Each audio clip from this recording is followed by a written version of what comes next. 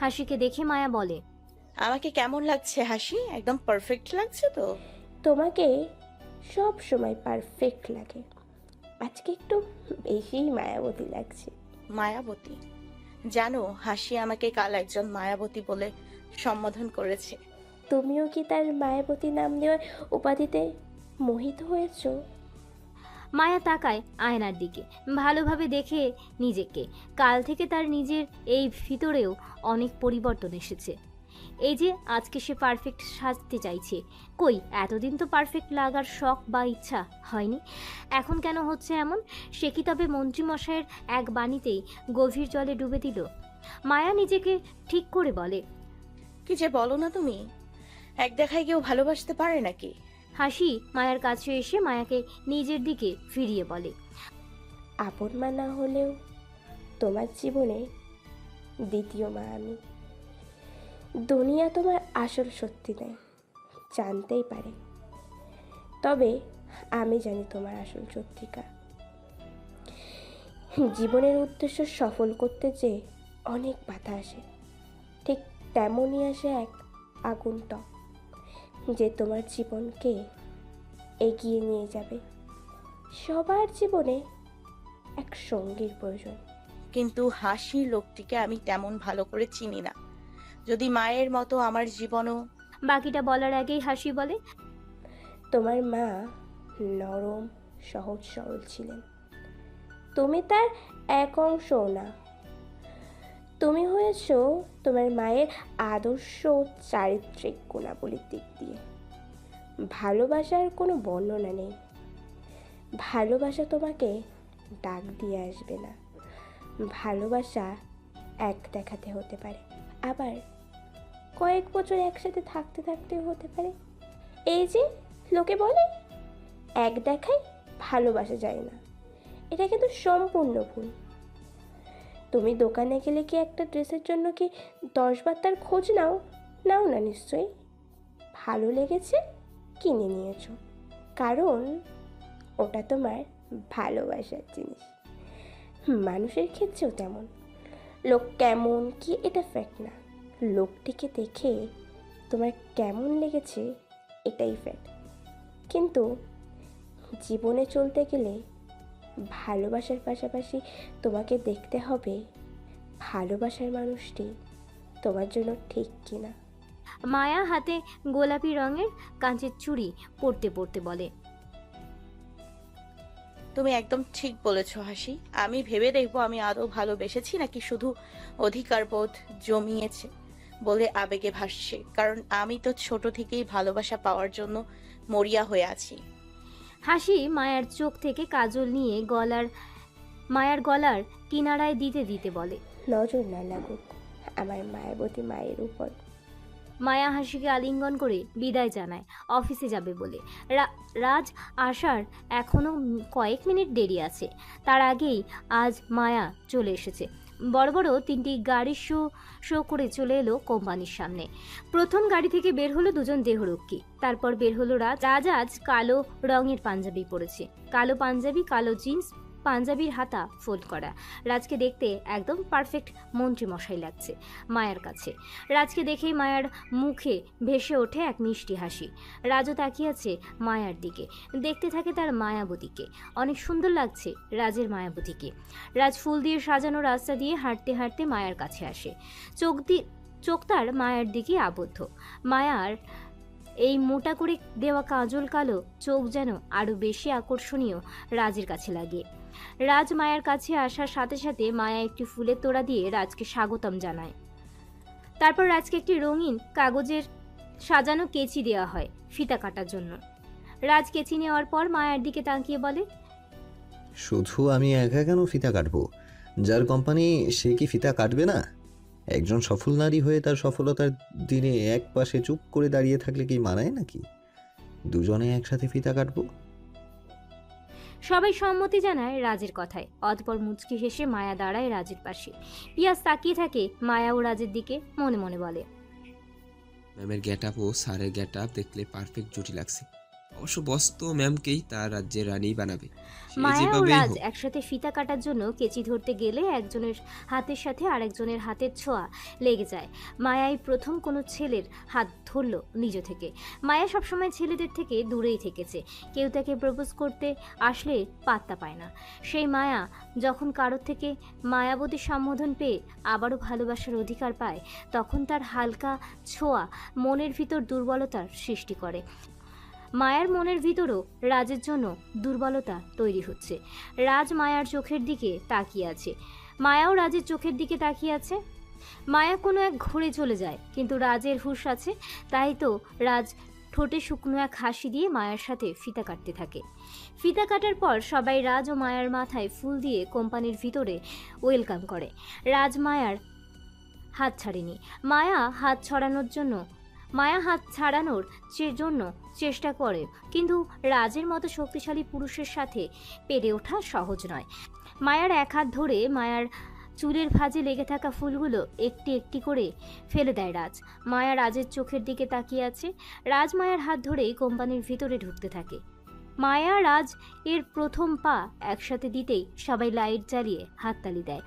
কোম্পানির ভিতর ঢোকার পর রাজ নিজে থেকেই মায়ার হাত ছেড়ে দিয়ে মায়ের কাছে দাঁড়িয়ে বলে, বলেছিলাম না, আমি যেটা চাই সেটা করেই ছাড়ি। তোমার একটাই কাজ, লক্ষ্মী মেয়ের মতো আমাকে ভরপুর ভালোবাসা দেবে। সত্যি বলছি মায়াবতী, তোমার সকল ইচ্ছে পূর্ণ করবে এই রাজ। শুধু রাজের জীবনে একবার এন্ট্রি নাও। মায়া রাজের দিকে রাগী লুক নিয়ে তাকিয়ে আছে। রাজ কথাটি বলে মায়ের দিকে তাকিয়ে এক চোখ টিপ দিয়ে দুষ্টু হাসি দেয়। পিয়াস মায়া ও রাজের কাণ্ড দেখছে। অন্যরা ভাবছে মন্ত্রী ও কোম্পানির সিও হয়তো কোম্পানির বিষয়ে কোনো কনভারসেশন করছে, তো পিয়াস তো সব কিছুই জানে। ওয়েলকাম ফাংশনে মৌ এসেছে। মৌ পিয়াসের কাছে এসে বলে, ওহ, বুঝি তো, মার বসের মায়াবতী। হ্যাঁ, এনার জন্যই তোমার থেকে আমাকে 2 রাত আলাদা থাকতে হয়েছে। মৌ হেসে দেয় পিয়াসের কথায়। পিয়াস মূলত থাকতে চেয়েছিল এই মৌয়ের কাছে। যতই রাজ বলুক 5 রাত আলাদা থাকবে, রাজ তো আর যে দেখছে না তাদেরকে। মৌ ইচ্ছে করেই পিয়াসকে শাস্তি দিচ্ছে। এখনও মৌয়ের পরিবার কথা বলে না মৌয়ের সাথে, একটু শাস্তি তো পিয়াসের প্রাপ্য।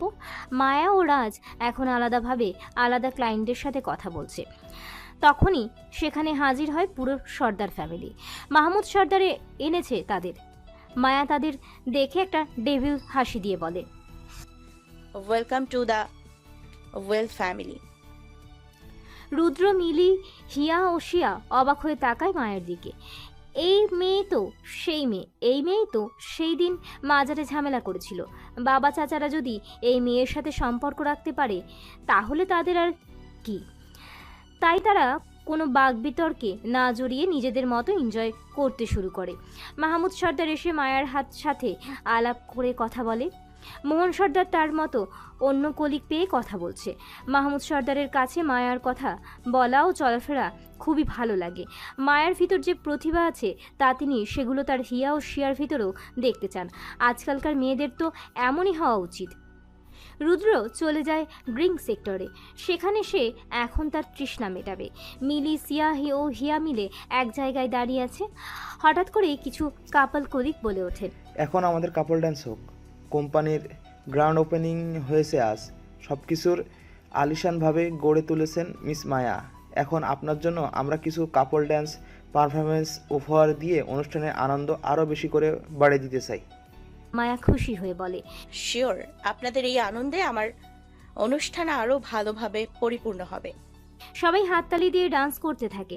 সব লাইট বন্ধ করে ক্ষুদ্র ক্ষুদ্র ঝাড়বাতি জ্বলছে। এখন কিছু কাপল সফট গানের সাথে ডান্স করছে, তো কিছু মানুষ উপভোগ করছে। আবার কিছু কিছু ছেলেমেয়েরা ড্রিঙ্কস নিয়ে ব্যস্ত। ড্যান্সের সময় রুদ্র আসে হিয়ার সামনে। হিয়ার সামনে এসে হিয়ার দিকে হাত বাড়িয়ে বলে। হিয়া বিরক্ত হয়ে তাকায় রুদ্রর দিকে। Not interested. হে হ্যান্ডসাম, আমার সাথে কাপল ডান্স করবে? Not interested. বলে রুদ্র কোনো প্রতিক্রিয়া না করে চলে যেতে নেয়। ঠিক তখনই ধাক্কা লাগে রুদ্রের বয়সী এক মেয়ের সাথে। মেয়েটির নাম জেনি। রুদ্রকে দেখে বলে, বলে রুদ্র আবার চলে গেল ড্রিঙ্ক সেক্টরে। হিয়া কোনো প্রতিক্রিয়া জানালো না। সে তার মতো কিছুক্ষণ নীরব থেকে এদিক ওদিক তাকায়। হঠাৎ চোখ যায় এক কোনায়। এখানে মায়ার অ্যাসিস্ট্যান্ট নামক তারেক, সে আর পিয়াস মিলে নিজেদের মতো চারপাশে দেখাশোনা করছে।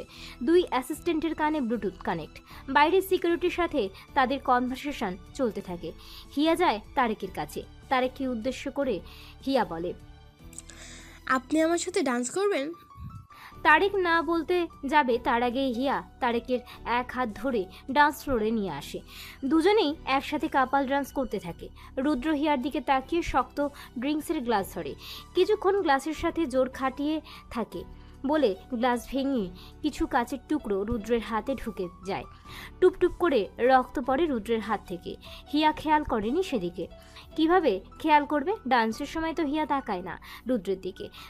যখন সে বোঝাতে চায় যে তার জীবনে রুদ্রের মূল্য নেই, তখন কেন তাকাবে সেই রুদ্রের দিকে? মায়া দূর থেকে রুদ্রের কাণ্ড কারখানা দেখতে থাকে। মায়ার কিছুটা অনুমান হয়েছে রুদ্র হিয়ার প্রতি দুর্বল। এবার যেন মায়ার সুযোগ পেল কোনো কিছু করার। মোহন সর্দারের বংশীয় পুত্র রুদ্র করতে হবে মায়ার আসল শিকারী। মায়ার তুরুপের তাস হবে রৌদ্রদীপ রুদ্র। মাহমুদ সর্দার অনেক আগেই মোহন সর্দারের কাছে গেছে। তখনই এগুলো ভাবছিল মায়া। মায়ার ভাবনার বিচ্ছেদ ঘটে রাজের কথায়। রাজ এসে দাঁড়ায় মায়ার আজ পাশে, বলে, অন্যদের কাপল পারফরমেন্স দেখছি আর আফসোস করছি। ইস, মন্ত্রী না হয়ে যদি সাধারণ কোনো ব্যবসায়িক হতাম, এখন তোমার সাথে কাপল ডান্স করতে পারতাম। মায়া তাকায় রাজের দিকে। কিছু না বলে আবারও দেখতে থাকে সবার ডান্স। রাজ দেখছে অনেক হ্যান্ডসাম ছেলেরাই মায়ার দিকে তাকিয়ে আছে, মায়ার প্রশংসা করছে। রাজের এবার একটু হিংসা হলো। মায়াকে উদ্দেশ্য করে বলে, এরপর থেকে চোখে কাজল আর ঠোঁটে লিপস্টিক দিবে না। তোমার ওই ডাগর ডাগর চোখে আর গোলাপি ঠোঁটের নেশা শুধুমাত্র আমি একা উপভোগ করব। শাহমীর রাজ তার মায়াবতীর দিকে কারোর নজর সহ্য করবে না। অনুষ্ঠান শেষ করে সবাই যে যার মতো বাসায় চলে আসে। মায়া বাসায় যাওয়ার উদ্দেশ্যে নিজের গাড়ির দিকে গেলেই রাজের গাড়ির সামনে আসে। ওই গাড়িতে রাজ একাই ছিল। মায়াকে উদ্দেশ্য করে রাজ বলে, আমার গাড়িতে উঠে রাজ বসো। ডোন্ট কেয়ার ভাব নিয়ে গাড়ি থেকে বের হয়ে মায়ের হাত ধরে উঠিয়ে দেয় নিজের গাড়িতে। মায়াকে বসিয়ে দিয়ে মায়ার দিকে ঝুঁকে চোখে চোখ রেখে বলে, এক কথা, এক আবদার একবারই করব আমি, বারবার যেন রিপিট করতে না হয়। বলেই রাজ নিজের সিটে বসে ড্রাইভ করতে থাকে।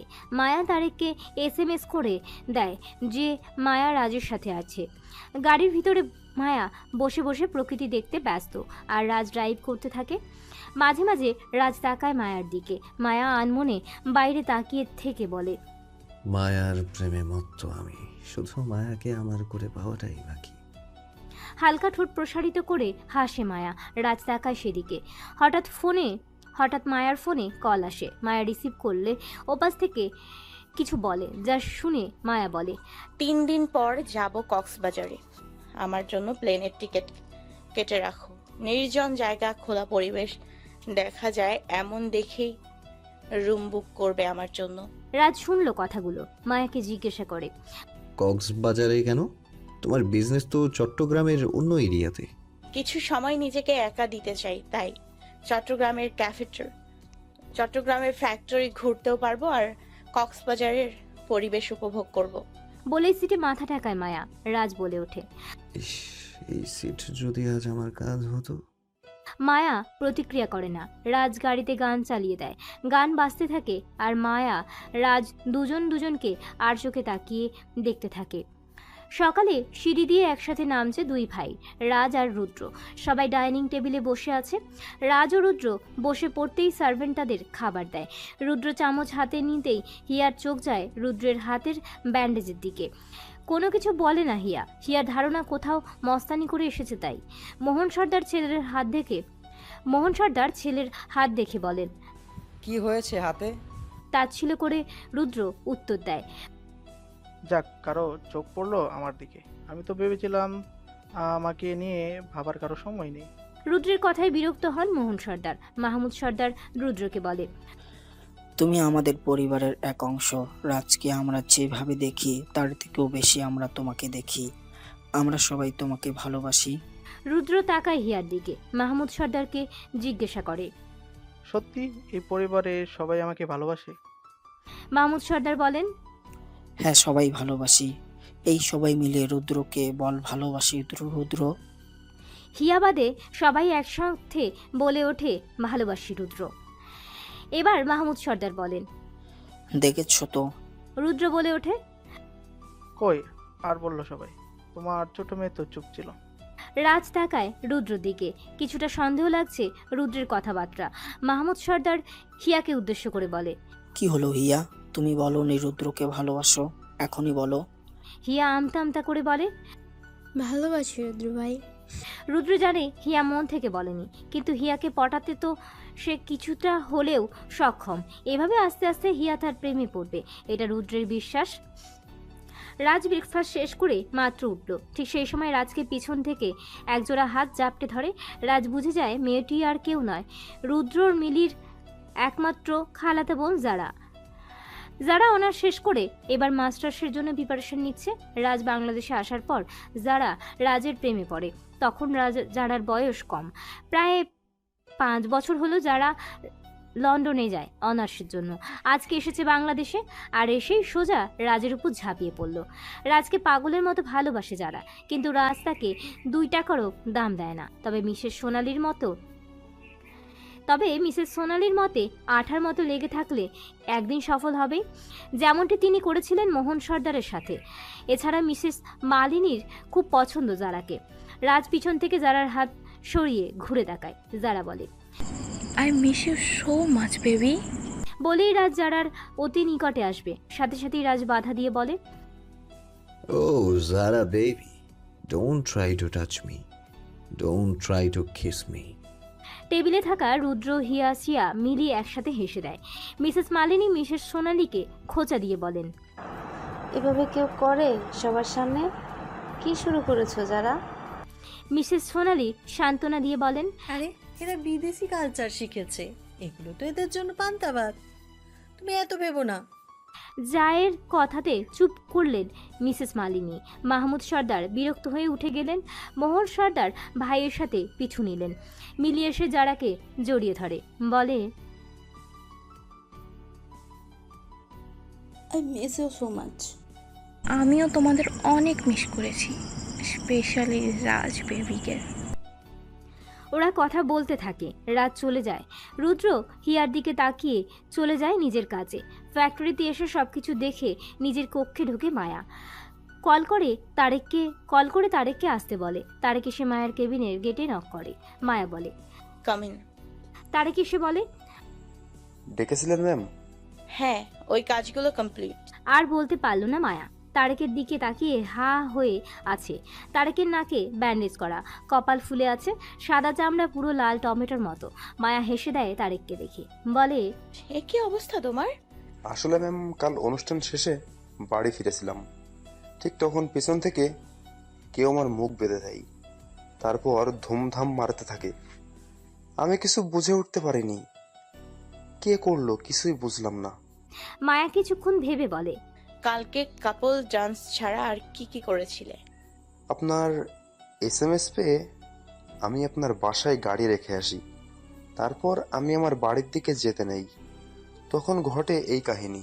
মায়া ঠোঁট প্রসারিত করে হেসে বলে, রুদ্রকে তুমি কতটুকু চেনো? কালকেই তো প্রথম দেখেছিলাম, তেমন একটা চিনি না। খোঁজ নাও ভালো করে, সকল ইনফরমেশন কালেক্ট করো। আর হিয়াকে তোমার কেমন লেগেছে? মোটামুটি ভালোই। কেন? তোমার নতুন ডিউটি শুরু, বেশি বেশি হিয়ার সাথে মিশবে, হিয়াকে ট্র্যাপ করে ওর আশেপাশে থাকবে। Okay ma'am. বলেই চলে গেল তারেক। মায়া হাতে থাকা কলম 2 আঙুলের মাঝে নিয়ে নাড়াতে থাকে আর ভাবতে থাকে। রাজ বসে আছে নিজের কক্ষে। পিয়াস এসে বলে, বস চট্টগ্রামের টিকিট কাটা কমপ্লিট, দলের লোকদের সবকিছু বোঝানো আছে, ওরা এই 1 সপ্তাহ নিজেদের মতো গুছিয়ে নেবে। Good, very good. কিন্তু বস, আমরা ইম্পর্টেন্ট কাজ বাদ দিয়ে চট্টগ্রামে কেন যাচ্ছি? তোমার বিয়ে হয়েছে 1.5 মাস হতে গেল পিয়াস, বউয়ের সাথে কি হানিমুন করবে না? মনে করো তোমাকে হানিমুনের একটা সুযোগ করে দিলাম। হানিমুনে বউকে সহ বস যাবে? টেবিলে আলতো শব্দ করে রাজ বলে, oh come on view, be smart. আজকাল মানুষ ইউনিক কিছু করে, তুমিও করবে। তোমার বসকে নিয়ে হানিমুনে যাবে। পিয়াস কি বলবে কিছুই বুঝতে পারছে না। মাথা কি তার নিজের কাছে গেছে নাকি বসের গেছে? মাথা কি তার নিজের গেছে নাকি বসের গেছে? কিছু বললে আবার হানিমুনটাও ক্যান্সেল হবে। ফ্রিতে হানিমুন প্যাকেজ পাচ্ছে, তাই চুপ করে রাজের কথায় সম্মতি জানায়। ব্রেকফাস্ট করে নিজেদের গার্ডদের নিয়ে বের হবে রাজ, তাই তাড়াতাড়ি তৈরি হচ্ছে। ড্রয়িং রুমে এসে হাতা গোটাতে গোটাতে রাজ বলে, 1 সপ্তাহের জন্য আমি ট্যুরে যাচ্ছি, কাজ থেকে আপাতত ছুটিতে আছি। মিসেস মালিনী বললেন, আমাদের তো আগে বলিসনি বাবা। হঠাৎ করেই প্রোগ্রাম মা। যারা এসে দাঁড়ায় রাজের পাশে। রাজের ডান হাত ধরে বলে, কিন্তু বেবি, আমি তো কাল এসেছি, তুমি আজকেই চলে যাবে? আমার খারাপ লাগছে তো। রাজ জারার হাত ছাড়িয়ে বলে, ওহ যারা বেবি, আমি তো তোমার কথা ভুলেই গেছি। চিন্তা করো না বেবি, তোমার জন্য কক্সবাজার থেকে সেরা ফিডার নিয়ে আসবনি। শিয়া, হিয়া ও রুদ্র হা হা করে হেসে দেয়। মিলি জারার ভয়তে চুপ থাকে, তবে মিটমিট হাসতে থাকে। ঠিক তখনই সেখানে আসে পিয়াস ও মৌ। মৌকে দেখে মিসেস সোনালি বলেন, মৌ কি যাবে তোমাদের সাথে? হ্যাঁ, কেন? তাহলে যারাকেও নিয়ে যাও। বেচারি পড়াশোনা মাত্র শেষ হলো, এখন যদি একটু ঘুরতে না পারে তাহলে ভালো লাগবে না তো। ওহ come on, Piyas R Mou honeymoon করবে, যারা কি করবে সেখানে? মিসেস মালিনী বলে, ওদের হানিমুনে তুমি কেন যাচ্ছ? আমি ওদের হানিমুনের বেস্ট ব্লগার হব। বাড়তি কথা ভালো লাগছে না, আমি গেলাম। বলেই সবাইকে বিদায় নিয়ে চলে যায় রাজ। যারা মন খারাপ করে থাকে। মিসেস সোনালি এসে জারার মাথায় হাত বুলিয়ে ফিসফিস করে বলেন, চিন্তা করিস না, রাজ ঘুরে আসুক, তারপর তোর সাথে ধরে বেঁধে বিয়ে দেওয়ার কাজ করব। এমন প্ল্যান করব যে রাজ তোকেই বিয়ে করবে, আর রাজ্যের সম্পত্তিও তুই পাবি। যারা খুশি হয়ে যায় খালামণির কথায়। সাথে সাথে যারা জড়িয়ে ধরে মিসেস সোনালিকে। এয়ারপোর্টে মাত্র এসে পৌঁছেছে মায়া ও তার গার্ডস। কাগজপত্র এবং সবকিছু চেকিং কমপ্লিট করে প্লেনে উঠল মায়া। প্লেনের জানালার সিট নিয়েছে মায়া। আকাশ ছুতে না পারলেও মায়ার মনে হয় সে আকাশের গায়ে লেপ্টে আছে। কিছুক্ষণ বসার পর মায়া অনুভব করলো তার সাথে কেউ বসেছে, কিন্তু মায়া তাকায় না। যে কেউ বসতে পারে, এর জন্য তাকানোর কোনো প্রয়োজন বোধ মায়া করেনি। দেশের স্বনামধন্য এক মন্ত্রী পাশে বসেছে, রেসপেক্ট বলেও তো কোনো ব্যাপার থাকে। এই জন্যই বুঝি স্টাররা সবসময় জনগণের থেকে দূরে থাকে, কাছে পাওয়ার চেষ্টা করলে পাত্তাই দিতে চায় না। চেনা পরিচিত কণ্ঠ পেয়ে মায়ার তাকায় রাজের দিকে। রাজকে দেখে ভ্রু কুঁচকে বলে, আপনি এখানে কেন? আমার কোথায় থাকার কথা ছিল? পিছু নিচ্ছেন আমার? কই না তো, পাশে বসে পিছু নিব কিভাবে? আপনি কেন চট্টগ্রাম যাচ্ছেন? ইয়ার আমি ও হ্যাঁ, মনে পড়েছে। ওই যে দেখছো আমার অ্যাসিস্ট্যান্ট পিউ বেবি, ওদের আজ থেকে হানিমুন ডে, তাই সবাই মিলে হানিমুন হলিডে পালন করছি। কি পেয়েছেন? হানিমুনে বর বউ যায়, সাথে মন্ত্রী মশাই না। কি করবো বলো, পিউ বেবি তো আমি ছাড়া কিছুই বুঝে না, তাই একসাথে আসা। তবে আমি কিন্তু ওদের রোম্যান্সের স্পেস দিয়েছি। এই যে আমি আমার রোম্যান্সের পার্টনার নিয়েছি, আর পিউ বেবি তার বউয়ের সাথে। আমি আপনার পার্টনার না। আমি কখন বললাম যে তুমি আমার পার্টনার? আমার পার্টনার তো আমি ঠিক করেছি। কোথায় সে? ঠিক জায়গাতে আছে। মায়া আর কথা বাড়ালো না। রাজের উত্তরগুলো তেড়াভাবে থাকে। এর সাথে কথা বলা বেকার। কিছুক্ষণ পর একজন বিমানবালা এসে রাজ ও মায়ার সামনে খাবার রাখে, তারপর সে চলে যায়। মায়া একটি সাপ স্যান্ডউইচ নিয়ে এক বাইট নেওয়ার জন্য স্যান্ডউইচ গালে ঢোকায়, অমনি রাজ মায়ার হাত আটকে ধরে। মায়া স্যান্ডউইচ গালে অবস্থাতেই রাজের দিকে তাকিয়ে থাকে। রাজ পিছনে তাকিয়ে সবাইকে বলে, বাচ্চারা চোখ বন্ধ করো, তোমাদের মন্ত্রীমশাই এখন একটু প্রেম করবে। সাথে সাথে সবাই চোখ বন্ধ করে নেয়। রাজ সবাইকে চোখ বন্ধ করতে দেখে মায়ার 3 ইঞ্চি লম্বা স্যান্ডউইচের শেষ অংশ থেকে এক বাইট নিয়ে নিজে খায়। সাথে সাথে চোখ বড় হয়ে যায় মায়ার। রাজের ঠোঁটে কিছুটা মেয়োনিজ লেগে থাকে। টিস্যু দিয়ে মুছতে মুছতে রাজ বলে, জার্নি পথে হবু বউয়ের মুখের খাবার খেলাম, মজাই আলাদা। পিয়াস প্লেনে ঢোকার পর মায়াকে দেখে সে এমনিতেই থ হয়ে গেছে। সবাইকে চোখ বন্ধ করতে বলাতে পিয়াসের চোখ আরও বড় হয়ে যায়। রাজের এই স্যান্ডউইচ খাওয়া দেখে পিয়াস নিজেও হা হয়ে যায়। মৌ পিয়াসকে খোঁচা মেরে বলে, এভাবে তাকিয়ে আসছো কেন? মৌয়ের কানে ফিসফিস করে পিয়াস বলে, হানিমুনে বউকে সহ বসও যাবে। হানিমুন আমরা করছি, আর প্রি হানিমুন আমার বস করছে। মৌ চোখ গরম করে বলে, লজ্জা করে না বসের প্রেম দেখতে? নিজে তো প্রেমের পাও বুঝো না, কিছু তো অন্তত শিখতে পারো। মায়া মুখ থেকে স্যান্ডউইচ বের করে বলে, কে হবু বউ? আমি কি একবারও বলেছি আমি আপনার হবু বউ? তার মানে তুমি আমার বর্তমান বউ? কিভাবে? মনে মনে আমি তো তোমাকে সেদিনই কবুল করে নিয়েছি মায়াবতী, যেদিন তোমার মায়া মাখা মুখটি আমার হৃদয়ের খাঁচায় বাঁধিয়ে রেখেছি। আমি তো বলিনি এমন কিছু করুন। আমার কোনো কাজে আপনার মনে হয় যে আমি আপনাকে ভালোবাসি? আমার কি মনে হয় না হয় এটা বড় কথা নয়, বড় কথা এটাই যে তুমি হবে আমার রাজ্যের রানী, আমার মায়াবতী। যদি আমার এই যাত্রায় মৃত্যু হয় তবে হবে না আমাদের মিলন, কিন্তু আমি যদি বেঁচে থাকি এই শাহমীর রাজ তোমাকে হতে দিবে না অন্য কারোর। আপনার দিনে জেগে দেখা স্বপ্ন কখনো হবে পূরণ মন্ত্রী সাহেব? এই মায়া যে অন্যের। যদি বলি মানুষ তুমি চিনতে পারোনি? ভ্রুকুচকে মায়া তাকায় রাজের দিকে। কি বোঝাতে চায় রাজ? মায়া রাজের দিকে ফিরে রাজকে প্রশ্ন করে, আপনি এত টক্সিক কেন মন্ত্রী মশাই? কে বলে কার কথা? তুমি নিজেও তো একজন টক্সিক, আমার থেকেও ভয়ঙ্কর আমার মায়াবতী। তবে সে যতই টক্সিক হোক আমার সাথে পেরে উঠবে না। কিছুক্ষণ থেমে রাজ পিছনে তাকিয়ে পিয়াসকে বলে, পিউ বেবি, তুমি কিন্তু চোখ বন্ধ করনি, তোমার শাস্তি আছে। পিয়াস শুকনো ঢোক গিলতে থাকে। মৌ হেসে দেয় রাজের কথা শুনে। মায়া নিজেও আনমনেই হেসে দেয় রাজের এই অদ্ভুত শাস্তির কথা শুনে। মৌ বলে, একদম ঠিক হয়েছে, মন গড়া কাজ করো না তুমি। আমার বাবা মায়ের কথা তো শুনোনি, এখন বসের কথাও মন দিয়ে শুনছো না। এভাবে হাসতে নেই মায়াবতী, সোজা বুকে এসে লাগে আমার অনুভূতিতে। মায়ার হাসি দেখে রাজ বলে, আপাতত কলেজ নেই, শুধু কোচিং করে হিয়া। বিকেলবেলা নিজের কোচিংয়ের জন্য তৈরি হয়ে বের হয়। শিয়ার কোচিং অন্যদিকে। রাস্তায় একা একা হাঁটতে থাকে হিয়া। হাঁটতে তার খুব ভালো লাগে। বই পড়ে পড়ে কিছুটা প্রাকৃতিক বিষয়ের প্রতি তার নেশা মিশ্রিত হয়েছে। বইতে পড়েছে রাস্তায় হাঁটতে থাকলে প্রকৃতির সাথে প্রেম হয়। এই প্রেম দিবে তোমাকে সুখ, শান্তি, আরাম। কিন্তু কোনো মেয়ে যদি ছেলের প্রেমে অথবা ছেলে যদি মেয়ের প্রেমে পড়ে তাহলে তুমি পাবে না সুখ, শান্তি, আরাম। তোমার ব্রেনে সারাক্ষণ দুশ্চিন্তারা বিচরণ করবে। প্রিয় মানুষটি চোখের আড়াল হলেই তোমার চোখের নিচে দেখা দিবে এক রাশ কালো মেঘ, যার আংশিক চিহ্ন থাকবে তোমার চোখে। এগুলো হিয়ার মনে খুব ভালো মতো গেঁথে গেছে। মনে গুনগুন করতে করতে হিয়ার সামনে একটি গাড়ি এসে থামে। গাড়িটি থেকে বের হয় এক যুবক। তাকে দেখেই সাথে সাথে হিয়া বলে, আপনি? গাড়ি থেকে নামা যুবকটি তারেকের দিকে তাকিয়ে হিয়া বলে, আপনার নাকের এই অবস্থা কেন?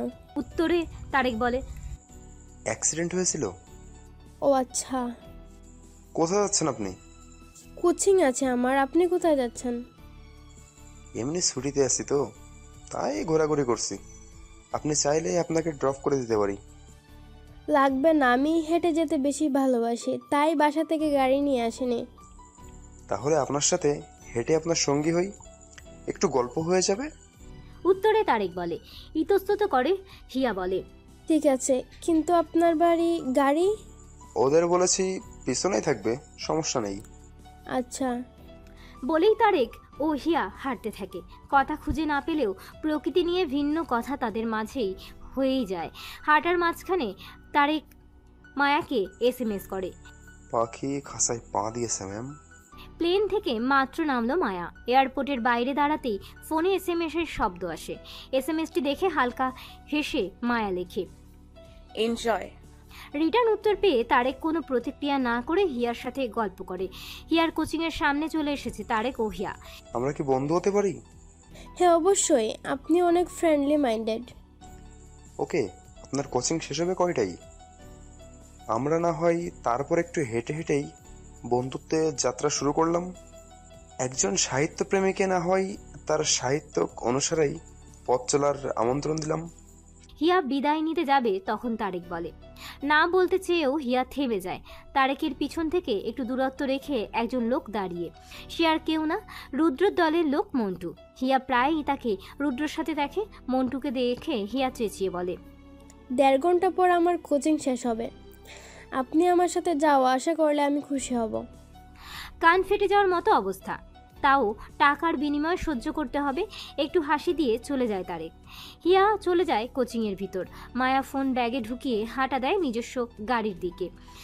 2 পা এগোতেই রাজ মায়ার সামনে এসে দাঁড়ায়। মায়াকে উদ্দেশ্য করে রাজ বলে, একই পথের যাত্রী আমরা, তাহলে যাত্রাপথ কেন ভিন্ন হবে? আমার ক্যাব বুকিং করা আছে, আমি নিজের মতো করে যেতে পারবো। বুঝেছি, এক কথায় মেনে নেওয়ার পাত্রী তুমি না। বলেই রাজ মায়াকে উঁচু করে কাঁধে তুলে নিয়ে যায় রাজের গাড়ির দিকে। মায়া লাফালাফি করতে থাকে, কিন্তু কোনো লাভ হয় না। মায়াকে সোজা গাড়ির ব্যাক সিটে বসানো হয়। তারপর রাজ নিজেও বসে সেখানে। গাড়িতে বসতেই মায়া ক্ষিপ্ত হয়ে রাজের পাঞ্জাবির কলার চেপে ধরে বলে, সাহস কত বড় আপনার! হুটহাট কেন এভাবে আমার উপর অধিকার দেখান? রাজ তার 2 পাশের কলারের দিকে তাকিয়ে মায়ার দিকে তাকায়। স্মিত হেসে ড্রাইভারকে বলে, গাড়ির আয়না কাপড় দিয়ে ঢেকে মনোযোগ দিয়ে গাড়ি চালাও, তোমার মন্ত্রী এখন প্রেম করবে। মন্ত্রীর হুকুম পালন করতে বাধ্য ড্রাইভার। ছোট রুমাল দিয়ে গাড়ির সামনের ছোট আয়নাটা ঢেকে গাড়ি চালাতে মনোযোগ দেয় ড্রাইভার। সেই সুযোগে মায়ার মুখ নিজের 2 হাত দিয়ে ধরে আরও কাছে নিয়ে আসে রাজ। মায়া এখন রাজের অতি নিকটে। রাজ মুখ উঁচু করে মায়ার কপালে একটা মিষ্টি ভালোবাসার পরশ রেখে দেয়। সাথে সাথে চুপ হয়ে যায় মায়া। মায়ের চোখ দুটি নিজে থেকেই বন্ধ হয়ে যায়। রাজ তাকিয়ে থাকে সেদিকে, ঠোঁট কাঁপছে মায়ার। রাজ লোভাতুর দৃষ্টিতে তাকিয়ে থাকে সেদিকে, কিন্তু কিছু না করে ছোট্ট একটা চিমটি দেয় মায়ার কম্পনরত ঠোঁটে। চোখ মেলে তাকায় মায়া।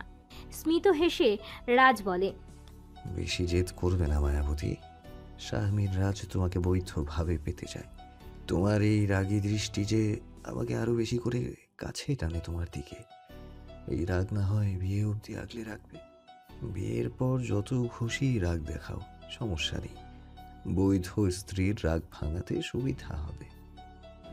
মায়া রাজের দিকে তাকিয়ে আঙুল উঁচিয়ে বলে, আরে এই মন্ত্রী মশাই, এই মায়ার মায়াবতী রূপ দেখে ভুল করছেন। মায়ার তেজ সম্পর্কে বিন্দু মাত্র ধারণা নেই আপনার। যেদিন মায়ার তেজ দেখতে পারবেন সেদিন ভস্ম হয়ে যাবেন। মন্ত্রী হয়েছেন তো কি হয়েছে, মায়া জানে মেরে ফেলবে আপনাকে। তাহলে মেনে ফেলো আমাকে মায়াবতী, মরতে যাই তোমার মায়া জালে। পূরণ হোক আমার মৃত্যু দ্বারা আমার মায়াবতীর ইচ্ছা। আর কোনো কথা বাড়ায় না মায়া। নিজেও জানে রাগে জেদে এসব বলেছে সে। একটু হলেও মায়া নিজেও এখন রাজের প্রেমে মত্ত। রাজ মায়ার দিকে তাকিয়ে হালকা হাসে। বেশ কিছুক্ষণ পর হোটেলে পৌঁছায় মায়া ও রাজ। হোটেলের রিসেপশনের কাছে যেয়ে নিজেদের রুমের চাবি নেয় মায়া ও রাজ। মায়া ও রাজকে ট্যুরিস্টের জন্য আলাদা ট্যুরিজম দেওয়া হয়েছে। রাজের জন্য যে ট্যুরিজম নেওয়া হয় তাকে রাজ, পিয়াস ও মৌয়ের সাথে বলে রাজের জন্য যে ট্যুরিজম নেওয়া হয় তাকে রাজ, পিয়াস ও মৌয়ের সাথে থাকতে বলে। রাজ তো মায়ার সাথে থাকবে। এমনিতেও রাজ জায়গাগুলোতে ভালোভাবে চিনে। আর মায়া ও রাজের নিজস্ব গার্ডগুলো তো আছেই পিছন পিছন থাকার জন্য। মায়া নিজের বুক করা রুমে এসে লক খুলতে যাবে, ঠিক তখনই রাজ এসে মায়ার সামনের রুমের লক খুলতে থাকে। মায়া দেখেও কিছু বলে না, লক খুলে নিজের রুমে চলে যায়। রাজ হালকা হেসে নিজের রুমে প্রবেশ করে। হিয়ার কোচিং শেষ হলো মাত্র। কোচিং শেষ করে গেটের সামনে আসতেই দেখতে পেল তারেককে। ক্ষণিকের জন্য হিয়া ভুলে যায় তারেকের কথা। হাত ঘড়ির দিকে তাকিয়ে সময় দেখে চোখের চশমাটা ঠিক করে তারেকের কাছে আসে হিয়া। বলে, কখন এসেছেন? এই তো 20 মিনিট হবে। এত আগে?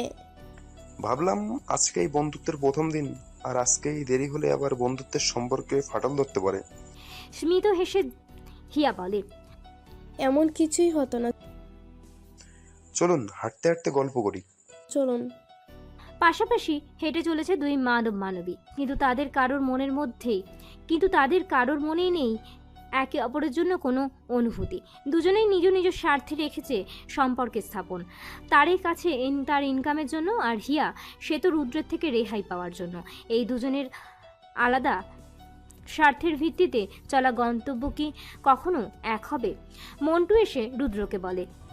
গুরু, তোমার পাখি তো এখানে অন্যের খাঁচায়। পিলে চমকে ওঠে রুদ্রর, চোখ দুটো লাল রক্তিম হয়ে যায়। অতঃপর তাকায় মন্টুর দিকে, বলে, কি সব আবল তাবল বকছিস? ঠিক বলছি গুরু, তোমার হিয়া পাখির সাথে অন্য এক ছেলেকে একসাথে হাঁটতেও কথা বলতে দেখেছি। তা একবার না দুইবার। ছবি তুলেছি ওদের। কই দেখা। মন্টু ফোন বের করে ছবি দেখায় রুদ্রকে। রুদ্র জ্বলন্ত চোখে তাকিয়ে থাকে ছবিগুলোর দিকে, তারপর বলে, কাঁচার পাখি কাঁচাই থাকবে, কেউ নিতে পারবে না, দেখতে থাক। বলেই শয়তানি হাসি দেয় রুদ্র। মন্টু ও তার লোকেরা হাসে রুদ্রর সাথে। শুটবুট পরে আয়নার সামনে দাঁড়িয়ে নিজেকে অফিসের জন্য গোছাতে থাকে মায়া। চট্টগ্রামের ফ্যাক্টরিতে যেতে হবে একটু পর। মায়া অনুষ্ঠান ছাড়া মুখে কোনো প্রকার মেকআপ ব্যবহার করে না। রেডি হওয়ার ভিতর হাতঘড়ি, মাথার চুলগুলো পনিটেল করা ও কানে ছোট ইয়াররিং পরা থাকে। মায়া হাতে ঘড়ি পরতে থাকে। তখন মায়ের রুমে নক করা হয়। সকালের খাবার আসে। মায়া না তাকিয়ে বলে, কামিন। খাবারের ট্রে হাতে নিয়ে রাজ বলে, আপনার খাবার এসে গেছে ম্যাম, ঝটপট গরম গরম খাবার খেয়ে নিন। রাজের কণ্ঠ শুনে মায়া স্মিত হাসি দিয়ে তাকায় রাজের দিকে, বলে, মন্ত্রগিরি বাদ দিয়ে কি এখন ওয়েটারের কাজ ধরেছেন? মায়ের কাছে এসে এক হাত দূরত্ব রেখে দাঁড়ায় রাজ। মায়ের চোখের দিকে তাকিয়ে বলে, মায়াবতীর জন্য রাজ ওয়েটার কেন? কবলারও হতে পারে। How funny. Everything is only for you. চলো এবার একসাথে খেয়ে নিই। আপনার মনে হয় না আপনি আমার ক্লোজ হওয়ার চেষ্টা করছেন? বউ বানাতে চেয়েছি, ক্লোজ তো হবই। বউ বানাতে পারবেন না আপনি আমাকে। চ্যালেঞ্জ করছো? যদি বলি হ্যাঁ। Challenge accepted. বলেই চোখ টিপ দেয় রাজ। মায়া অগ্নিদৃষ্টি দিয়ে তাকায় সেদিকে। রাজ মায়ের হাত ধরে সোফায় বসিয়ে দেয়। তারপর টি টেবিলের উপর থেকে খাবারগুলো নিজের হাতে নেয়। মায়ের মুখের সামনে খাবারগুলো ধরলে মায়া না খেয়ে নিজের মতো আলাদা প্লেটে খাবার সাজিয়ে খেতে থাকে। রাজ মায়ের দিকে তাকিয়ে দেখতে থাকে।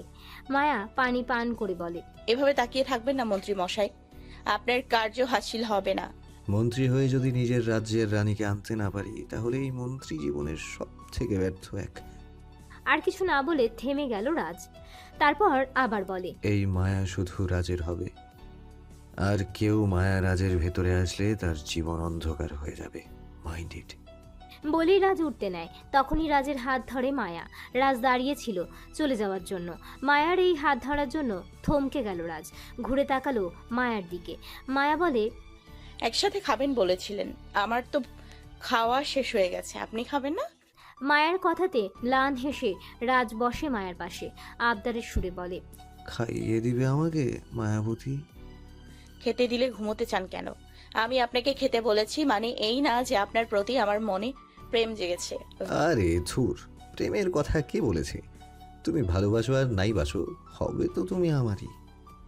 বলেই রাজ খাবারগুলো নিজে থেকে খেতে থাকে। মায়া তাকিয়ে হালকা হাসে। খাবার শেষ করে রাজ চলে যায় নিজের রুমের দিকে। পথে দেখা হয় পিয়াসের সাথে। পিয়াস বলে, ওয়েটার থাকতে আপনি কষ্ট করতে গেলেন কেন? আমি এবার থেকে ওয়েটারকে আরো আগে পাঠিয়ে দিব।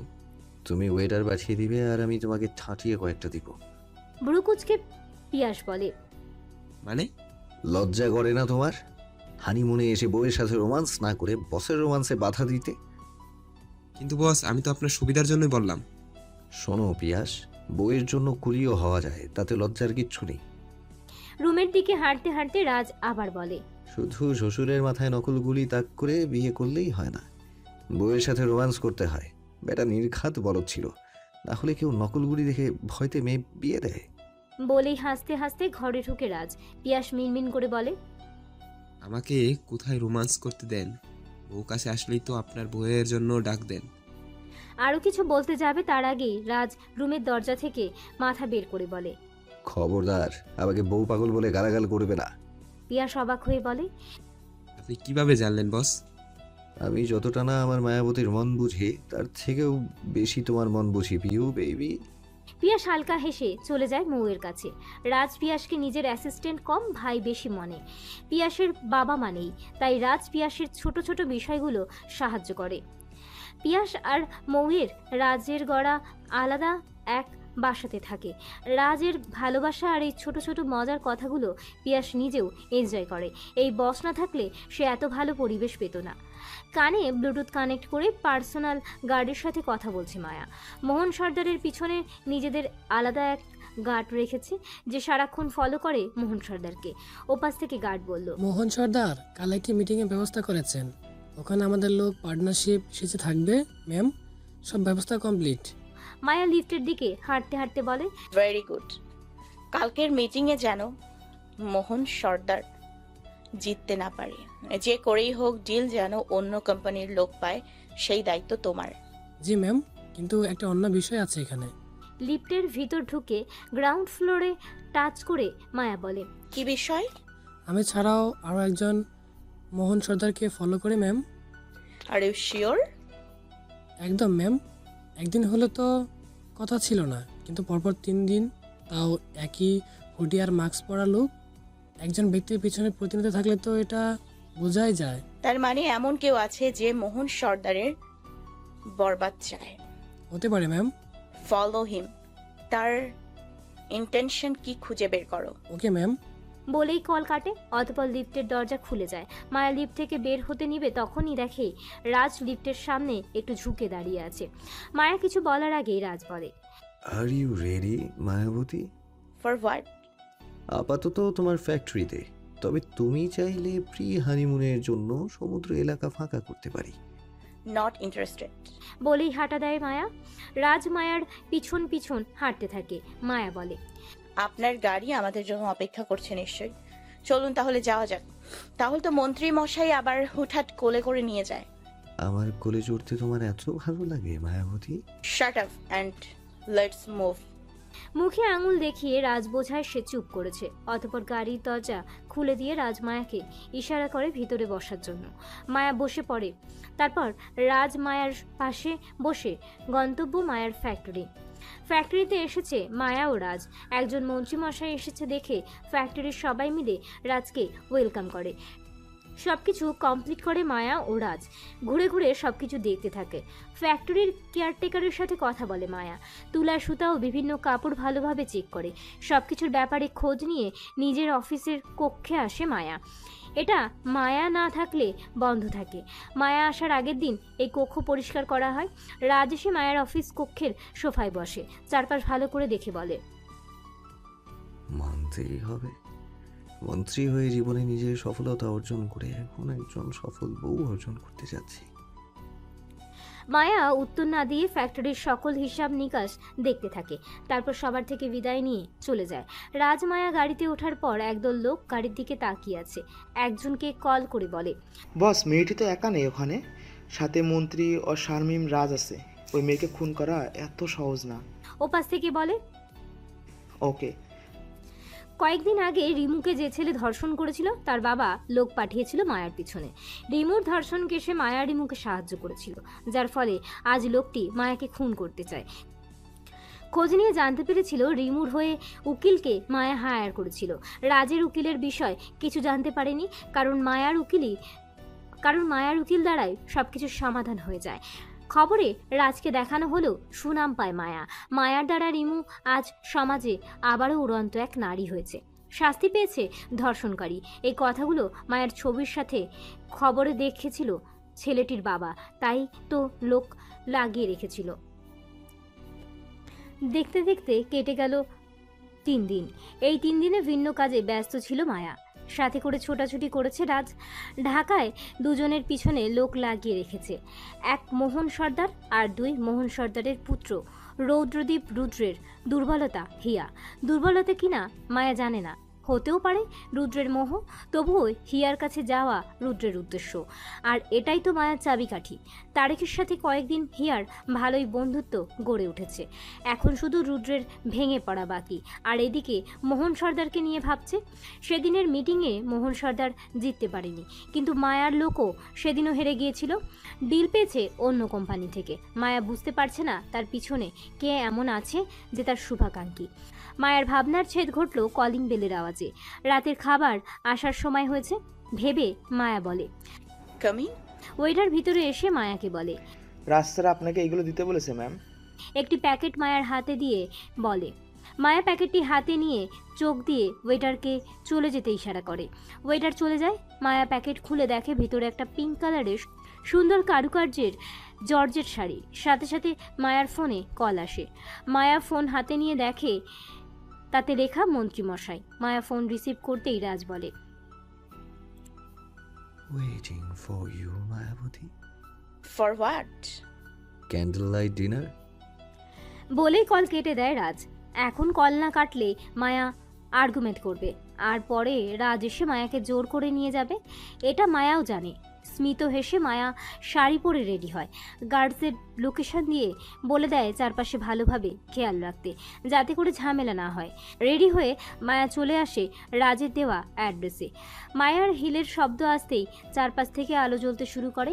চারপাশ থেকে গিটারের আওয়াজ আসতে থাকে। রাজ তাকিয়ে দেখতে থাকে তার মায়াবতীর আগমন। রাজ মায়ার দিকে তাকিয়ে হাঁটতে থাকে। রাজ ব্ল্যাক কালারের ব্লেজার সেট করে পরে আছে। রাজের পা থেকে মাথা পর্যন্ত পরখ করলো মায়া। পারফেক্ট জেন্টলম্যান লুকস রাজের। মায়া রাজের কাছে আসতেই রাজ চোখ টিপ দিয়ে বলে, লেডি কিলার। ম্লান হাসে মায়া। রাজ হাত বাড়িয়ে দেয় মায়ার দিকে। মায়া রাজের হাতের উপর নিজের হাত রাখে। মায়ার হাত ধরে রাজ মায়াকে টেবিলের সামনে বসিয়ে দেয়। খুব সুন্দরভাবে চারপাশ সাজানো। রক্ত লাল গোলাপের সাথে সাদা গোলাপগুলো মিক্সড করে ঝাড়বাতি দিয়ে রুমটি সাজিয়েছে। কিছু কিছু জায়গায় ছোট ছিট ডিজাইন করা মোমবাতিগুলো জ্বলতে থাকে। টেবিলের উপর ভিন্ন রকমের খাবার, কক্সবাজারের আইটেমগুলো খুব সুন্দরভাবে সাজিয়ে রাখা এই টেবিলে।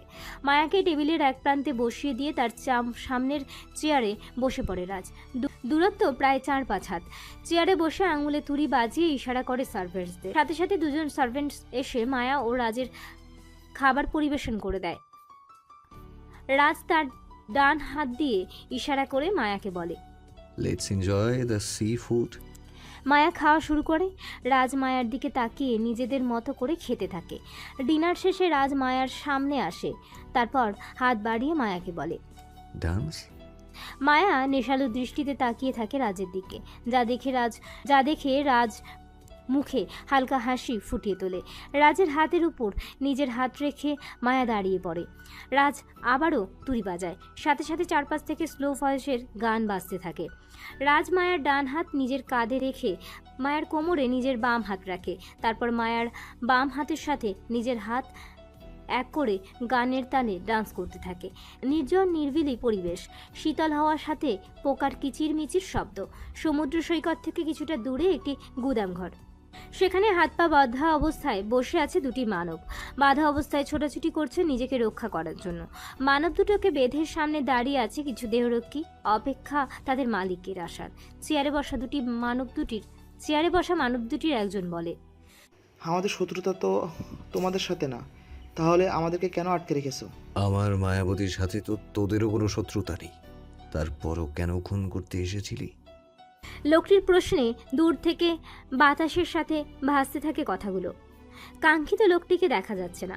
মানব দুজন খুঁজতে থাকে কে বলছে এই কথাগুলো। দেখা যাচ্ছে না লোকটিকে, তবে তার কথাগুলো শোনা যাচ্ছে। লোক দুইজন চোখ দিয়ে চারপাশে পর্যবেক্ষণ করা দেখে পিয়াস বলে, আব্বে শালা তোদের আজরাইল আসছে। এভাবে চাতক পাখির মতো আজরাইলকে দেখার শখ জেগেছে কেন?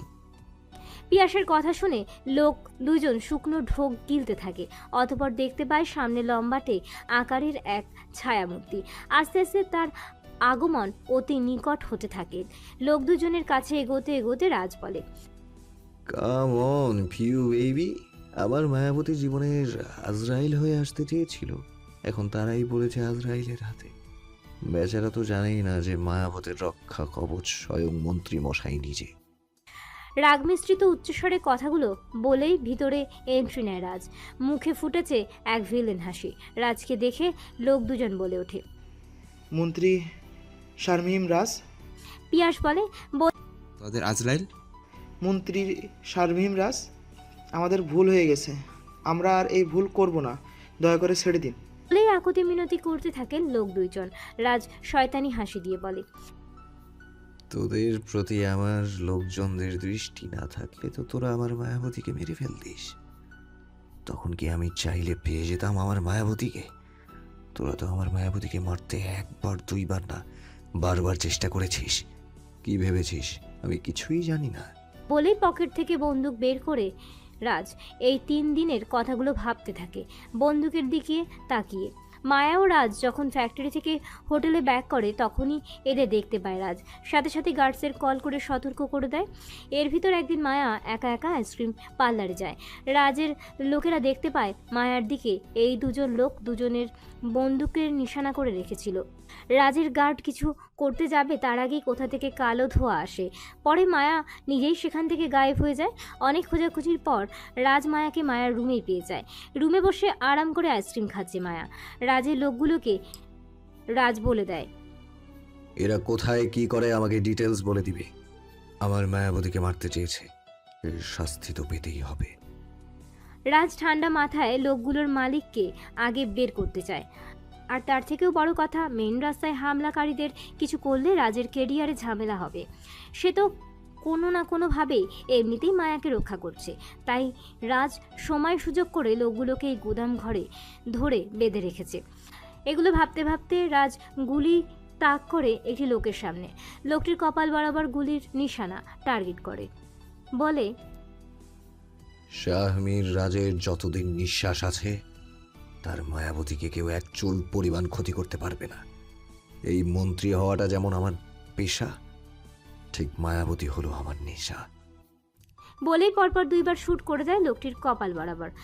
কপাল ছিদ্র হয়ে রক্ত ঝরতে থাকে লোকটির এই অবস্থা দেখে পাশে থাকা লোকটি কাঁপতে থাকে। রাজের দেহরক্ষীরা ভয়তে থরথর করছে।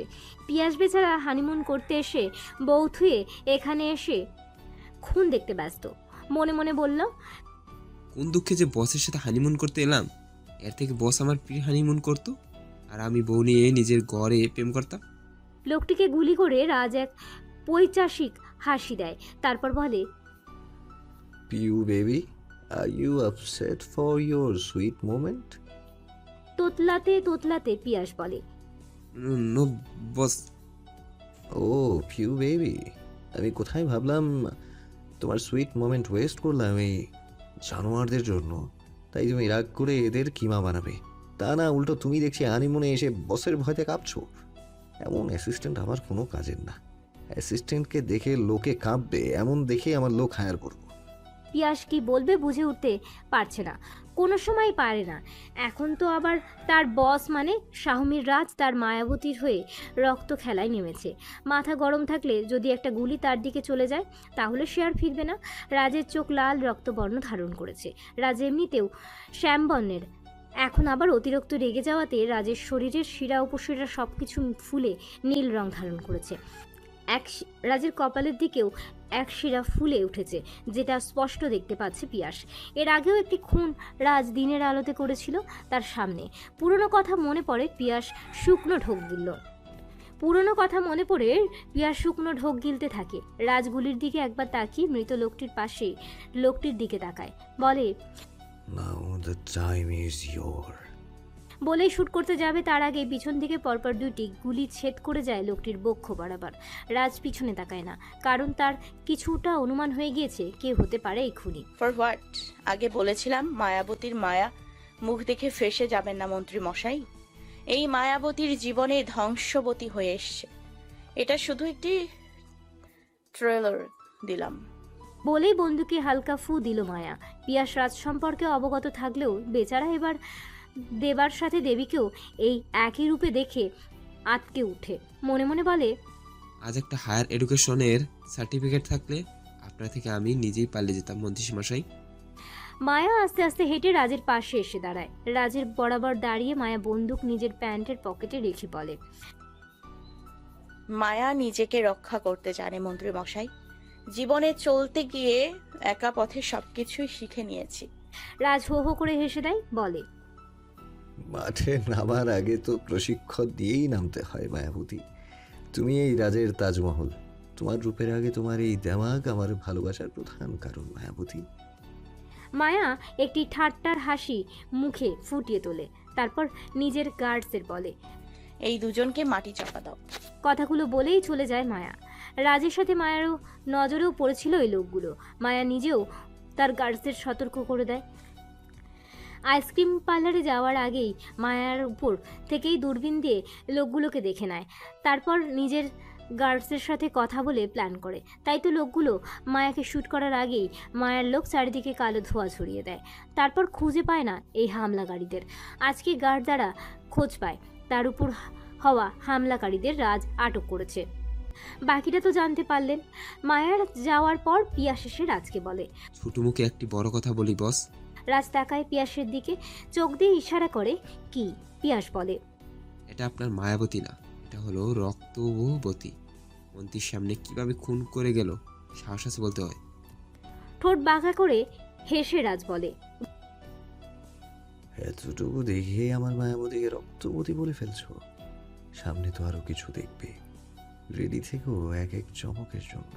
বলেই গুদাম ঘর থেকে বেরিয়ে আসে রাজ। পিয়াস বলে, সাইকু রাজার সাইকু রানী। সকাল সকাল ঘুম থেকে উঠে বইয়ের পাতায় মুখ লুকিয়েছে হিয়া। আজ রাতে তাড়াতাড়ি ঘুমিয়েছিল, বই আর পড়া হয়নি। কোনো একাডেমিক বই না, তার প্রিয় গল্পের বই নিয়ে পড়ছে। চশমা চোখে দেওয়ায় মুখের হালকা হামি উঠেছে। চেয়ারে বসে টেবিলের উপর এক হাত ভর করে থুতনি ঠেকিয়ে আরেক হাত বইয়ের পাতায় আবদ্ধ করে রাখল হিয়া। ঠোঁটে মিষ্টি হাসির সাথে দুষ্টু মিষ্টি গল্পের কাহিনী। এই দৃশ্য দূর দরজায় দাঁড়িয়ে দেখছে রুদ্র। মনোমুগ্ধকর লাগছে তার কাছে এই শীতের সকালের দৃশ্য। কড়া শীত, গায়ে চাদর জড়ানো হিয়াকে দেখতে রুদ্রের নিজের আলাদা ভালো লাগে। হিয়া সাজগোজ করে না, সবসময় প্রাকৃতিক সৌন্দর্য বজায় রাখে। রুদ্র হিয়ার এই রূপে অভ্যস্ত। রুদ্র কল্পনা করতে থাকে শিয়া আর হিয়া জন্মের সময়টি। যেদিন শিয়া ও হিয়া হয় সেদিন রুদ্র মিলিকে নিয়ে হসপিটালে অপারেশনের রুমে পাশে খেলছে আর আনন্দ করছে। মিলি বলে, আমাদের নতুন 2 বোন আসবে, খুব ভালোবাসবো আমরা তাকে। রুদ্র বলে, হ্যাঁ, আমাদের আরো 2 ক্লিয়ার সাথে আসবে। রুদ্রর তখন 9 বছর বয়স আর মিলির 2 বছর। সবার উত্তেজনায় রুদ্র নিজেও উকি দিতে থাকে অপারেশন রুমের দিকে, কিন্তু সে ব্যর্থ, কিছুই দেখতে পারে না। মুখ ফুলিয়ে ফিরে আসে সেখান থেকে। ছোট রুদ্র মুখ ফুলিয়ে বুকে হাত গুজে দাঁড়িয়ে আছে। ঠিক সেই সময় নার্স বের হয়, হাতে 2 ছোট ছোট শিশু। একজন শিশুকে কোলে নিয়ে কানে আজান দিচ্ছেন মাহমুদ সর্দার। শিশুটি চুপ করে বাবার আজান শুনছে। সেই শিশুটি ছিল শিয়া। রুদ্র শিয়ার দিকে তাকিয়ে থাকে, অতঃপর বিরক্ত হয়ে তাকায় হিয়ার দিকে। হিয়া ম্যাঁ করে কান্না করছে, যেন সে এক হিংসুটে। মাহমুদ সর্দার শিয়ার কানে আজান দিয়ে শিয়াকে মিসেস সোনালির হাতে দিয়ে দেন। তারপর হিয়াকে কোলে নেন। হিয়ার কানে আজান দিলে হিয়া আজানের পর খিলখিল করে হেসে দেয়। রুদ্র এখনও মুখ ফুলিয়ে দেখছে। মাহমুদ সর্দার খেয়াল করে দেখে রুদ্রর কাছে আসেন, বলেন, কি হয়েছে বাবা? রাগি রাগি মুখ করে রুদ্র বলে, তোমার মেয়েকে তো দেখতেই পারছি না। মাহমুদ সর্দার হেসে হেসে রুদ্রর কোলে হিয়াকে দিতে যায় আর বলে, এই নাও আমার মেয়েকে দেখো। রুদ্র হিয়াকে কোলে নিয়ে হিয়ার দিকে তাকিয়ে থাকে। বাবার কোল থেকে ছোট হিয়া অন্য কারোর কোলে গেছে। এবার সে নিজেই কান্না করতে থাকে। রুদ্র মুখ কালো করে ফেলে, বলে, তোমার মেয়ে আমাকে ভালোবাসে না? আমি কি পচা? মাহমুদ সর্দার জোরে জোরে হেসে বলেন, আমার বাবা অনেক ভালো, তুমি ওর সাথে খেলতে খেলতে ওর মন জয় করে নিও, দেখবে একদিন না একদিন ও তোমাকে ভালোবাসবে। রুদ্রর ছোট মনে কথাগুলো গেঁথে যায়। হিয়া ওকে একদিন না একদিন ভালোবাসবে, এটা যেন বড় হওয়ার পরও রুদ্রর কাছে মুখস্থ বিদ্যা। রুদ্রর ভাবনার ছেদ ঘটে হিয়ার অট্ট হাসিতে। হিয়া খুব জোরে জোরে হাসছে। রুদ্র শূন্য দৃষ্টির ছেদ ঘটিয়ে আবার হিয়ার দিকে তাকায়। হিয়া বইয়ের দিকে তাকিয়ে হাসতে থাকে। রুদ্র বুঝল মজার কোনো এক জায়গায় হিয়া এখন পড়ছে। বই পড়ায় মগ্ন হিয়ার কানে ভেসে এলো, কোনো নষ্ট পুরুষের প্রেম কাহিনী কি লেখা আছে তোর উপন্যাসের পাতায়? কথাটি রুদ্র বলে হিয়াকে। হিয়া থমকে যায় রুদ্রর কণ্ঠে। গত 4 দিন ধরে রুদ্র তার আশেপাশে ঘোরে না। হিয়া আর তারেক কোনো সম্পর্কে জড়িয়েছে তাই ভেবে রুদ্র দূরে সরে আছে, এমনটা ভেবে রেখেছিল হিয়া। তাই কাল আর তারেকের সাথে দেখা করেনি হিয়া। তারেকের সাথে ঘুরতে হিয়ার ভালো লাগে না, কিন্তু রুদ্রের জন্য শো অফ করে হিয়া। আবার তারেক নিজেও এখন ফ্রেন্ডলি হয়ে গেছে। ভালো না লাগার সত্ত্বেও কথা বলতে থাকে হিয়া। রুদ্রের কণ্ঠ শুনে হিয়া তাকায় রুদ্রের দিকে, কিছু না বলে গায়ের চাদর আরও একটু ওপরে উঠিয়ে বইয়ের দিকে আবারও তাকায়। রুদ্র ডান হাতে থাকা চায়ের ফ্লাক্স নিয়ে হিয়ার সামনে রাখে। বাম হাতের আঙুলের ভিতরে দুটো মগের গোল অংশ একসাথে ঢোকানো। তার টুকটুক শব্দে হিয়া তাকায় রুদ্রের হাতের দিকে। রুদ্র হালকা হেসে বলে, চায়ের নেশা কাটাতে চাই। হিয়া চশমা হালকাভাবে ঠিক করে বলে, নারীর নেশা কেটে গেছে। হিয়া পাখির নেশা জেগে উঠেছে। মদ ও ভিন্ন নারীতে মেতে থাকা পুরুষদের মুখে এমন কথা মানায় না। মদের বদলে চা, ভিন্ন নারীর বদলে আমার হিয়া পাখি কবে হবে আমার? নির্লজ্জ নষ্ট পুরুষ মানুষ। তোর প্রেমে মত্ত। ঠাট্টার হাসি দেয় হিয়া। রুদ্র দেখেও যেন দেখেনি। কাপ দুইটি টেবিলে রেখে ফ্লাস্ক থেকে চা ঢেলে হিয়ার সামনে এক কাপ দেয় রুদ্র। বলে,